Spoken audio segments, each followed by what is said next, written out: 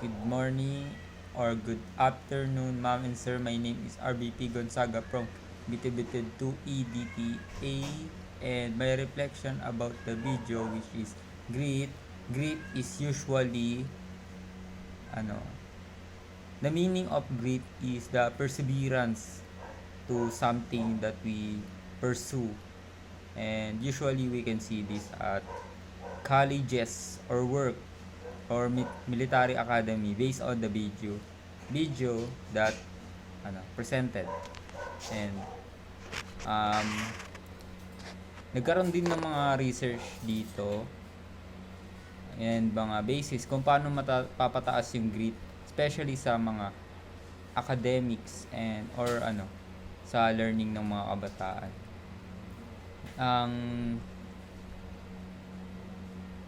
Ang naisip nila dito is yung growth mindset, which is yung pagkakaintindi ko sa growth mindset is yung nagkakaroon sila ng meaning sa isang learning, which is yung pag fail, nagkakaroon sila ng matinding epekto sa pag-aaral nila, which is takot na silang magkamali, or the opposite, na tinitake nila yung pagkakamali, which is the learning nila.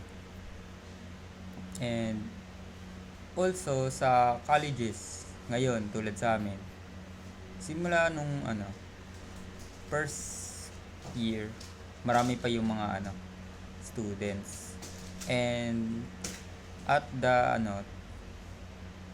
sems or year goes by, nagkakaroon na ng dropouts, paunti na ng paunti, which is mahina yung kanilang mga grit, or maybe may mga circumstances na mas matimbang yung pag-dropout nila kaysa sa yung reason ng pag-dropout nila sa pagtuloy sa kolehiyo. Yan. Kaya yan, katulad rin dun sa in-example kanina sa video, which is yung military academy. Syempre, may sa sobrang hirap ng pag-aaral dun sa military academy, nagkakaroon talaga ng dropouts, which is kung sino lang yung matira, sila lang ang magpapatuloy at magpupursue talaga ng military.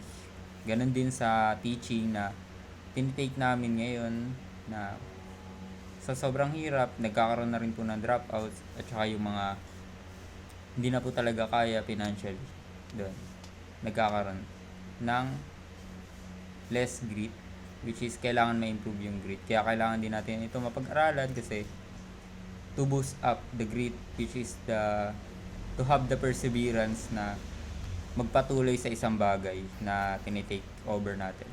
Yan, thank you.